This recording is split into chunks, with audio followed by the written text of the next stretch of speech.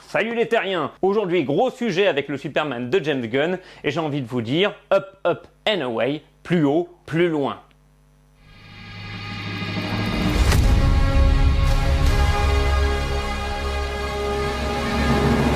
Je pense que c'est un euphémisme de dire que ce Superman était un des films les plus attendus de cet été et un des films les plus attendus de l'année pour les fans de comic books. En ce qui me concerne, je n'en pouvais plus d'impatience et je voulais découvrir ce Superman de James Gunn, bien que, comme je vous disais dans ma vidéo de ce début d'année, il faut peut-être réduire les attentes quant au film de façon à les juger de façon la plus juste possible. Et au final, est-ce que j'ai été satisfait de ce film ? Je vais pas faire durer le suspense plus longtemps, hein. Oui, j'ai aimé ce Superman, j'en suis ressorti vraiment le sourire aux lèvres, et je crois que c'est la mission que s'était donnée James Gunn de nous donner un petit peu d'optimisme et de bonne énergie avec ce film, et de ce point de vue-là, j'ai envie de dire, James Gunn, mission réussie. Bon, pour autant, ce n'est pas un film sans défaut, mais je vais vous parler dans un premier temps, sans spoiler, de mon avis général sur le film et des choses que j'ai aimées avant qu'on rentre un petit peu dans les détails en spoiler zone. Premier élément que j'ai aimé, et ça c'est très important, c'est l'incarnation des personnages. On a des personnages bien connus que j'ai pu découvrir dans les séries TV, dans les comics. J'ai trouvé ce que j'ai aimé des personnages dans ce film. David Corenswet et Rachel Brosnahan sont géniaux, tout simplement parfaits. En Lois Lane et Superman Clark Kent. Nicholas Hoult fait un Lex Luthor tout à fait menaçant et en même temps très très fun, et j'ai beaucoup apprécié son incarnation et sa ressemblance curieuse avec un scénariste de comic books, mais ça on va en parler plus tard. Et tout le reste du casting pour moi était à l'avenant, vraiment j'ai trouvé qu'il n'y avait aucune fausse note. On a un Jimmy Olsen un peu plus charismatique que les versions qu'on a pu avoir de lui avant. Une version de Jimmy Olsen un petit peu tombeur de ses dames, qui n'est pas désagréable, qui a un côté assez fun. Et ce que j'ai vraiment aimé dans le film, c'est la façon dont le film va embrasser tout l'univers coloré de Superman et tout l'univers un petit peu comic book délirant de Superman, même si je sais que c'est un élément qui fait débat. On avait une version très réaliste avec Man of Steel très ancré dans le réel, et ici c'est bien d'avoir une version plus colorée avec des couleurs, j'ai envie de dire, puisque avec Zack Snyder on était presque des fois dans le noir et blanc avec des couleurs désaturées, et ça fait plaisir quand même d'avoir une autre identité visuelle et de pas repartir sur la même base esthétique, qui apporte un petit peu de fraîcheur nécessaire à cet univers DC, qui va partir un petit peu dans tous les sens. C'est un petit peu ce qu'a envie d'en faire James Gunn, un univers assez riche et assez déluré, et de ce point de vue-là, Superman pose bien les bases. Le côté négatif de cette générosité visuelle,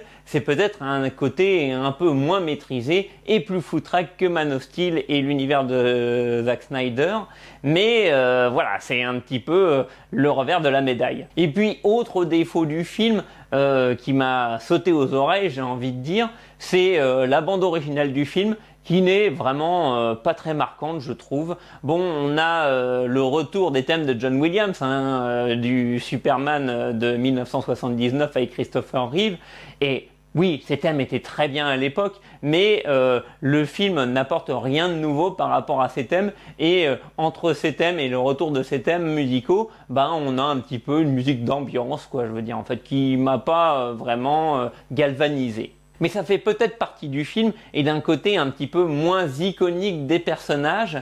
Et là, on avait la musique de Hans Zimmer, très galvanisante et très opératique. On a ici une musique plus en retrait en fait, mais qui correspond bien au projet de James Gunn. Et puis, dernier défaut, qui fait que je trouve que c'est un bon film, mais pas un grand film, c'est que le dernier acte, je trouve, est un petit peu précipité, un petit peu trop fouillis justement, et j'aurais aimé quelque chose de plus marquant dans le dernier acte, avec un affrontement final de Superman qui fait penser un petit peu à ce qu'il pouvait y avoir à la fin de Man of Steel, mais dans Man of Steel, on avait quelque chose de beaucoup plus impactant du point de vue de la mise en scène. Bon, voilà pour mon avis général. Maintenant, je vais pouvoir rentrer un petit peu dans la zone spoiler. Pour résumer, donc, je vous encourage fortement à aller voir ce Superman en salle. Si vous êtes fan d'univers imaginaire, si vous avez envie de voir un feel-good movie, c'est le feel-good movie parfait pour cet été. Donc voilà, il y a peut-être des éléments que vous allez moins apprécier dans le film, mais vraiment, je trouve que le film mérite qu'on se fasse son propre avis sur la question. Il y a une vision très personnelle du film, et pour ça, c'est un film à voir, indispensable de toute manière. Et pour les allergiques à la kryptonite, vous pouvez donc maintenant quitter cette vidéo et revenir regarder un petit peu mon avis en détail après avoir vu le film. Prêt? Quand tu veux, Miss Pulitzer. Superman? Alors le début du film est quand même assez surprenant.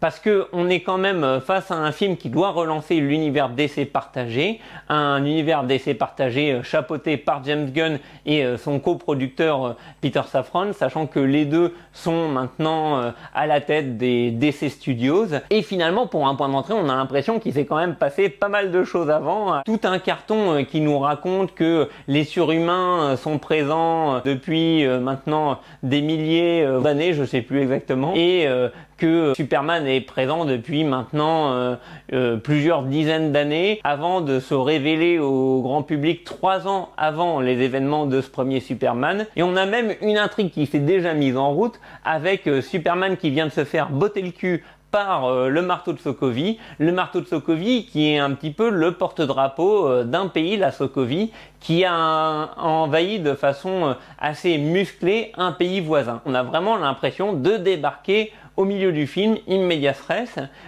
quelque chose d'assez surprenant pour un lancement et un point d'entrée. Mais ce que j'ai apprécié en tant que spectateur dans ce lancement, c'est qu'on ne revient pas encore une fois sur les origines de Superman. Ça, on les connaît, on les a vus dans Man of Steel, on les a vus dans le dessin animé, on les a vus dans le film de Richard Donner.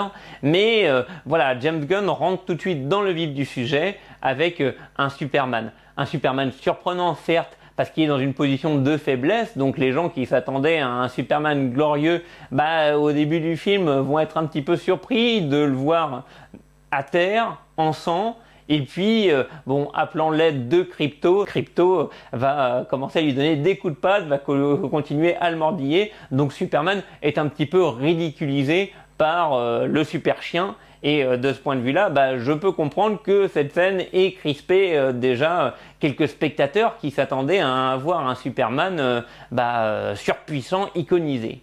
Superman est donc ramené à la forteresse de solitude par Krypto et on a dès le départ en fait avec ces robots serviteurs à côté assez débridé, univers de science-fiction et plein d'idées folles qui font que dès le départ j'ai accroché vraiment à cet univers et à ce côté un petit peu univers de BD. Bon, Superman va se battre avec le marteau de Sokovie et là on est dans des scènes qui me font penser aux grandes heures du dessin animé Superman de Bruce Timm. Mais le déclic qui m'a fait passer à j'aime plutôt ce que je vois à je suis vraiment fan de ce que je vois, c'est une scène de discussion entre Superman et Lois Lane.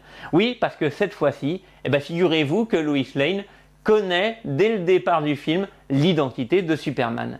Et ça fait du bien. On a une scène de discussion entre eux où donc on découvre que Lois connaît l'identité de Clark, qui est une interview de Clark, Superman, par Lois Lane. Parce que Lois lui dit t'es bien gentil de t'interviewer à chaque fois en mode Clark Kent interview Superman et Alfred a écrit l'article, mais bon, ce serait bien d'avoir un contradicteur face à toi ou une contradictrice. Et là, on a une scène qui dure peut-être 5 voire 10 minutes où les deux personnages se posent et finalement font cette interview et cette interview va dire beaucoup de leur personnalité à chacun des deux et va faire même évoluer leur relation et la façon de reposer un petit peu les bases sur Superman puisqu'il revient sur ses origines, il revient sur ce qu'on sait de lui dans cette interview par Lois Lane, mais aussi de développer un petit peu leur relation à Lois et Clark à ce moment-là. C'est parfait, franchement, à ce moment-là. moi je suis vraiment on ne peut plus client de ce type de scène et ça reste peut-être même une des meilleures scènes du film. Superman qui est un petit peu en position de faiblesse dans cette interview où Lois Lane mène la danse et finalement ce côté un petit peu plus faible de Superman, c'est quelque chose sur lequel le film va jouer à de nombreuses reprises, sachant que, attention, et là je vais choquer beaucoup, dans ce film, pas une fois Superman ne va sauver Lois Lane. Voilà, je le dis. Et ça, c'est quelque chose que j'ai beaucoup apprécié. Il passait son temps à sauver Lois Lane entre Man of Steel et Batman vs Superman. Figurez-vous qu'il l'a quand même sauvé 6 fois. Hein. Et à l'inverse, on a plutôt le personnage de Lois Lane qui va se retrouver à aller sauver Superman. Et oui. Voilà, parce que y a une relation un petit peu équitable dans le couple qui apporte une fraîcheur dans la caractérisation de ces personnages et ça c'est quelque chose que j'ai beaucoup apprécié.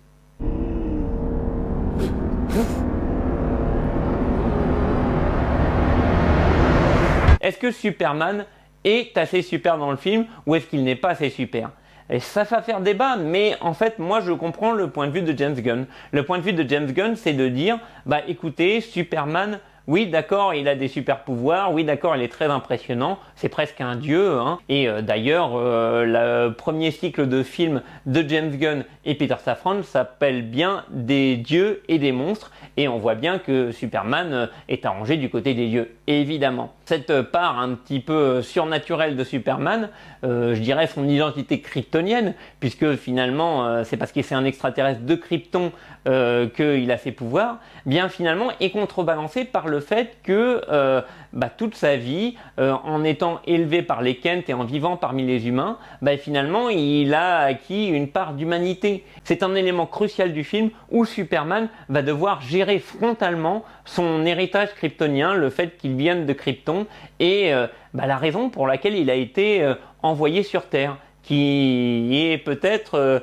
on sait que Krypton a été détruite, mais il y a peut-être quelque chose dans le message que lui a laissé Jor-El et Lara-El, sa mère, que Superman ne connaissait pas en fait. Et tout le film va raconter en fait la transition entre une première séquence où Superman est accueilli par le message de ses parents dans la forteresse de solitude, à une scène finale où Superman se retrouve dans la forteresse de solitude, mais finalement va se faire accueillir par un autre message, par une autre vidéo, tout simplement.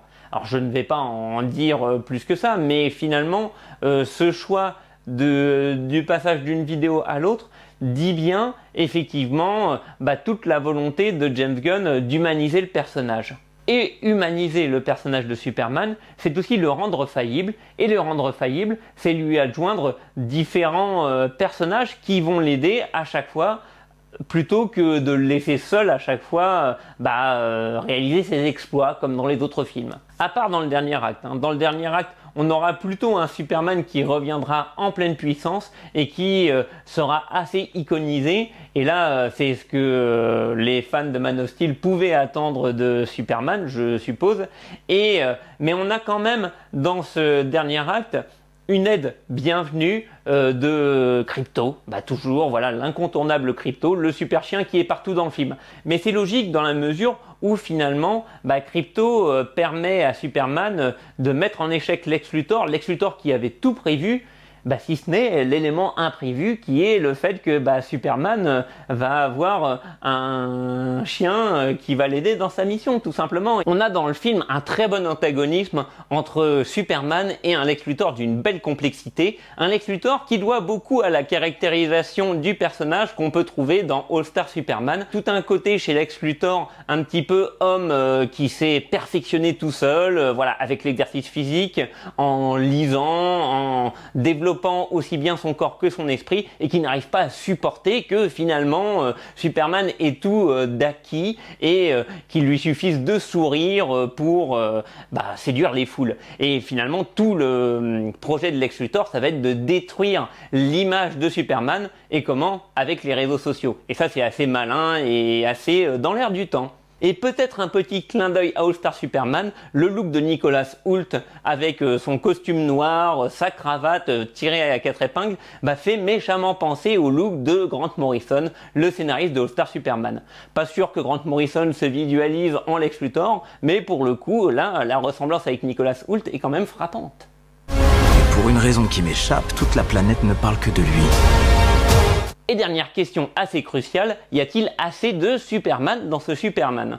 On a en fait affaire à un film qui sert de porte d'entrée au nouvel univers DC et où Superman de temps en temps va se retrouver un petit peu en arrière-plan. On a ainsi l'introduction du Justice Gang avec Guy Gardner, Mr. Terrific et Hawkgirl avec un accent tout particulier sur le personnage de Mr. Terrific qui va aider un petit peu Lois Lane dans sa quête pour sauver Superman. Un Mr. Terrific très réussi qui a de bonnes interactions avec Lois Lane et Superman. Son côté assez froid vis-à-vis de ses personnages finalement va produire quelques effets comiques assez réussis. Du côté de l'humour peut-être un petit peu moins fin, on a le personnage de Guy Gardner et là on reconnaît un petit peu le style James Gunn avec des blagues qui passent plus ou moins, mais en même temps le personnage de Guy Gardner était déjà comme ça dans les comics et le personnage de Hawkgirl est peut-être plus au second plan. Sachant qu'on est bien sur le Justice Gang et pas sur la Justice League, donc ne vous attendez pas à des personnages principaux charismatiques. Non, on a plutôt là une espèce de Justice League bis ou une avant Justice League, sachant qu'un film Justice League arrivera probablement plus tard. Et dernier ajout assez intéressant et assez bien vu de la part de James Gunn, c'est Métamorpho, parce qu'on ne peut pas avoir un film Superman sans de la kryptonite, et là, au lieu d'avoir la kryptonite, on a un personnage qui se transforme en matériau qui va pouvoir imiter la kryptonite. Voilà, donc très bonne idée d'avoir ces métamorphos dans des scènes qui se déroulent dans un univers de poche, espèce de prison un petit peu à la Guantanamo construite par Lex Luthor dans une dimension de poche, voilà c'est ça l'idée, où il y a une richesse de détails, quelque chose d'assez spectaculaire. Bon, petit point négatif du côté de Métamorpho quand même, on a son fils assez hideux qui est pris en otage par Lex Luthor, un bébé assez moche en image de synthèse, qui nous rappelle les pires moments de Ant-Man Quantum Mania. Et peut-être que c'était forcé, avec la splendeur d'un kaiju qui se battait contre le Justice Gang. Donc peut-être qu'à ce moment-là, il n'avait plus tellement de temps pour les effets spéciaux. Mais bon. Sur un film à plus de 200 millions de dollars, c'est quand même un petit peu un raté. Et je vais revenir un petit peu sur ce dernier acte qui m'a un petit peu déçu. Et ça m'a déçu aussi parce qu'on a tous ces personnages secondaires qui se retrouvent dans le dernier acte et auquel on va donner plus ou moins quelque chose à faire, mais pas grand chose en fait. L'équipe du Daily Planet se contente de rédiger un article en survolant Metropolis, et on a un Justice Gang qui va être envoyé par Superman pour régler le conflit international dans lequel il était intervenu au début du film, et qui faisait l'objet de son interview avec Lois Lane. Et là, toute la réflexion intéressante sur on intervient ou on n'intervient pas en tant que super-héros dans les conflits internationaux, va être réglée de façon un petit peu sommaire et expéditive par un des membres du Justice Gang qui va mettre à mort le chef d'État du pays envahisseur. Et même si c'est quelque chose qu'on aurait pu voir dans un film Suicide Squad et qui aurait pu être logique avec les méthodes extrêmes des membres de la Suicide Squad, dans un film Superman, ça pose un petit peu question. Ces réserves mises à part, je n'ai pas vu passer les 2 heures du film. Vraiment, j'étais, comme je vous disais, comme un gamin, le sourire aux lèvres. Et cet enthousiasme, vraiment, j'espère que vous allez le partager en voyant le film. Et ça me rend enthousiaste pour la suite du DC Universe de James Gunn, qui va se poursuivre avec la série Peacemaker, la 2e saison de la série Peacemaker. On va retrouver le Justice Gang, et ça va sortir fin août. Et puis, en début d'année prochaine, on aura la série Green Lantern, avec Hal Jordan et John Stewart, 2 personnages majeurs de la saga des Green Lanterns, qui mèneront l'enquête. Et ça, je suis vraiment impatient de voir ça aussi, parce que c'est des personnages que j'aime beaucoup en comics, et j'espère que la série leur rendra justice.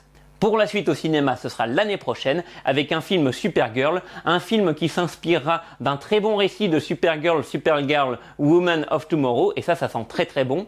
Et si vous avez envie de lire du Superman d'ici là cet été, eh bien je ne saurais que trop vous recommander le run actuel de Joshua Williamson avec les 4 tomes déjà sortis chez Urban Comics, un run exceptionnel au rythme trépidant avec tous les personnages que vous aimez dans l'univers de Superman, avec un côté feel good qui fait penser au film de James Gunn et avec une richesse dans les intrigues assez extraordinaire. Donc vraiment, allez-y. Vous allez voir, vous n'allez pas être déçus du tout. Voilà pour mon avis sur Superman. Et quant à ma prochaine vidéo, eh bien, il est fort possible que je dois vous parler d'un autre super-héros que j'ai un petit peu négligé dans ces dernières vidéos. Un super-héros qui m'envoie régulièrement des messages de menaces si je ne parle pas de lui. Donc, voilà, il est fort possible que je doive vous donner quelques recommandations de lecture. Voilà, on essaiera de faire quelque chose d'assez divers, mais malgré tout, je vais devoir m'atteler à cette tâche-là. Nous verrons si vous arrivez à découvrir de qui il s'agit, mes chers petits détectives.